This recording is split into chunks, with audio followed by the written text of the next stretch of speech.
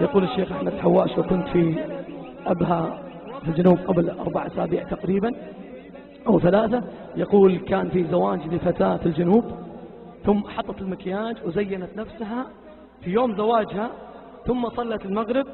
بعد صلاة المغرب انتقض وضوءها، فقالت لأمها: بروح أتوضى وأصلي.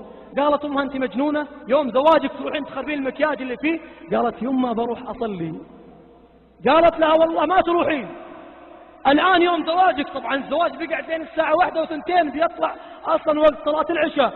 قالت: والله يا أمي والله ما أقدم أحد على رب العالمين، هالعالم كلهم خفتي عليهم عشان لا يشوفون شكلي والمكياج طايح ثم ما أعجبهم، وما همك إني ما أعجب رب العالمين وأغضبه؟ لا والله ربي ينظر لقلبي، والله لأصلي، ترى بزعل عليك.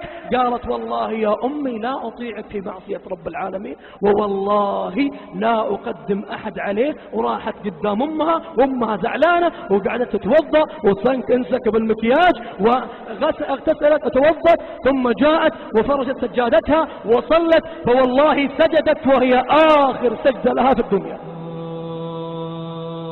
والله سجدت وهي آخر سجدة لها في الدنيا. والله سجدت وهي آخر سجدة لها في الدنيا. هل جزاء الإحسان إلا الإحسان؟ يوم قدمت رب العالمين قدمها وختم لها وهي في أقرب موضع منه، أقرب ما يكون العبد لله وهو ساجد في هذه السنة في يوم الجمعة. أفلا يتوبون إلى الله،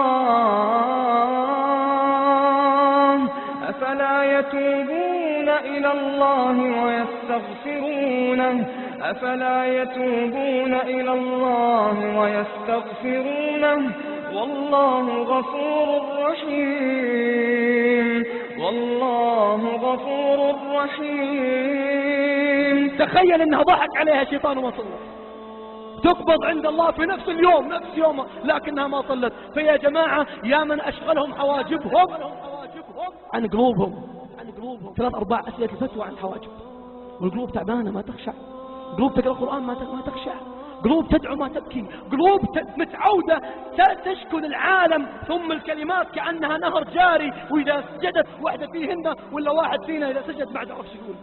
ما تعود يشكل العظيم، متعود يشكل الضعوف، ما تعود يشكي الغني جل جلاله، متعود يشكي الفقراء، ما تعود يشكي، متعود يشكي المساكين، ما تعود يشكي رب العالمين.